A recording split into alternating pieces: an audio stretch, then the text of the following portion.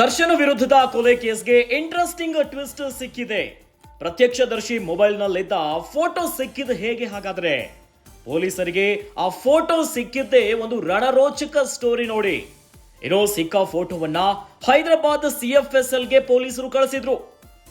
IPhone retrieve ಆಗಲ್ಲ ಅಂತ ಹೈದರಾಬಾದಿನ CFSL ಹೇಳಿತು. ಏನೋ ಹೈದರಾಬಾದಿನ CFSL ನಲ್ಲಿ ರಿಟ್ರೀವ್ ಆಗಲ್ಲ ಎನ್ನುವಂತ ಹಿನ್ನೆಲೆಯಲ್ಲಿ ಬೆಂಗಳೂರಿನ FSLಗೆ ಫೋಟೋವನ್ನ ಕಳಿಸಿದ್ರು ಪೊಲೀಸರು. ಏನೋ ಕೊಲೆಯಾದ ಸ್ಥಳದಲ್ಲಿ ಪ್ರತ್ಯಕ್ಷದರ್ಶಿಯಿಂದ ದರ್ಶನ್ ಫೋಟೋವನ್ನ ತೆಗೆಯಲಾಗಿದೆ. ದರ್ಶನ್ ಜೊತೆ ಕೆಲವರು ನಿಂತು ಫೋಸ್ ಅನ್ನ ಕೊಟ್ಟಿದ್ದಂತಹ ಫೋಟೋ ನೋಡಿ. ತನಿಖೆಯ ವೇಳೆ ಆತನ ಮೊಬೈಲ್ ವಶಕ್ಕೆ ಪಡೆದಿದ್ದ ಪೊಲೀಸರು ಆರೋಪಿಗಳು ಸೇರಿ ಪ್ರತ್ಯಕ್ಷದರ್ಶಿ ಮೊಬೈಲ್ ಕೂಡ ರಿಟ್ರೀವ್ ಮಾಡಿದ್ರು. ಇನ್ನು ಐಫೋನ್ ರಿಟ್ರೀವ್ ಆಗದ ಹಿನ್ನೆಲೆ ಬೆಂಗಳೂರಿಗೆ ವಾಪಸ್ ಕಳಿಸಲಾಗಿತ್ತು. ಐಫೋನ್ ರಿಟ್ರೀವ್ ಮಾಡುವಲ್ಲಿ ಸಕ್ಸಸ್ ಆಗಿದ್ದಾರೆ ಬೆಂಗಳೂರಿನ FSL ತಂಡ. ಬರೋಬ್ಬರಿ 1500 ಫೋಟೋವನ್ನ ರಿಟ್ರೀವ್ ಮಾಡಿ FSLಗೆ ರವಾನೆ ಮಾಡಲಾಗಿದೆ. ಇಬ್ಬರು ಸಿಬ್ಬಂದಿ ಫೋಟೋವನ್ನ ಚೆಕ್ ಮಾಡುವಾಗ ಸಿಕ್ಕಿರುವಂತದ್ದೇ ದರ್ಶನ್ ಫೋಟೋ. ಇನ್ನು ದರ್ಶನ್ ಜೊತೆಯಲ್ಲಿ A6 ಜಗದೀಶ್, A7 ಅನುಕುಮಾರ್ ಸೇರಿ A8 ರವಿಶಂಕರ್ ಫೋಟೋ ಲಭ್ಯವಾಗಿದೆ. ಫೋಟೋದಲ್ಲಿ blue colour T shirt, black colour pant ಅಲ್ಲಿ ದರ್ಶನ್ ಫೋಸ್ ಅನ್ನ ಕೊಟ್ಟಿದ್ದಾರೆ. ಏನೋ ರಿಟ್ರೀವ್ ಆದ ಫೋಟೋ ಬಗ್ಗೆ DCPಗೆ ಮಾಹಿತಿಯನ್ನ ನೀಡಿದ್ರು ACP. ಬಳಿಕ ಅಡಿಷನಲ್ ಚಾರ್ಜ್ ಶೀಟ್ ನಲ್ಲಿ ಎಲ್ಲವನ್ನ ಸೇರಿಸಿ ಕೋರ್ಟ್ಗೆ ಸಲ್ಲಿಕೆಯಾಗಿದೆ.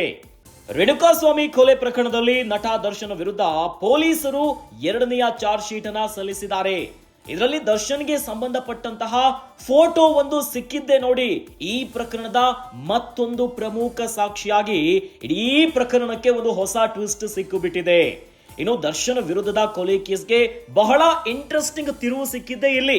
ಅದುವೇ ಪ್ರತ್ಯಕ್ಷದರ್ಶಿಯ ಮೊಬೈಲ್ ನಲ್ಲಿದ್ದಂತಹ ಫೋಟೋಗಳು. ಇನ್ನು ಸಿಕ್ಕ ಫೋಟೋವನ್ನ ಹೈದರಾಬಾದ್ CFSLಗೆ ಕಳಿಸಿದ್ರು ಪೊಲೀಸರು. ಆದರೆ ಐಫೋನ್ ರಿಟ್ರೀವ್ ಆಗಲ್ಲ ಅಂತ ಹೈದರಾಬಾದಿನ CFS ತಂಡ ಇದನ್ನ ವಾಪಸ್ ಕಳಿಸುತ್ತೆ. ಇನ್ನು ಅದನ್ನ ಬೆಂಗಳೂರಿನ FSLಗೆ ಫೋಟೋವನ್ನ ಕಳಿಸಿದ್ರು ಪೊಲೀಸರು. ಇನ್ನು ಕೊಲೆಯಾದ ಸ್ಥಳದಲ್ಲೇ ಪ್ರತ್ಯಕ್ಷದರ್ಶಿಯಿಂದ ದರ್ಶನ್ ಫೋಟೋವನ್ನ ತೆಗೆಯಲಾಗಿತ್ತು.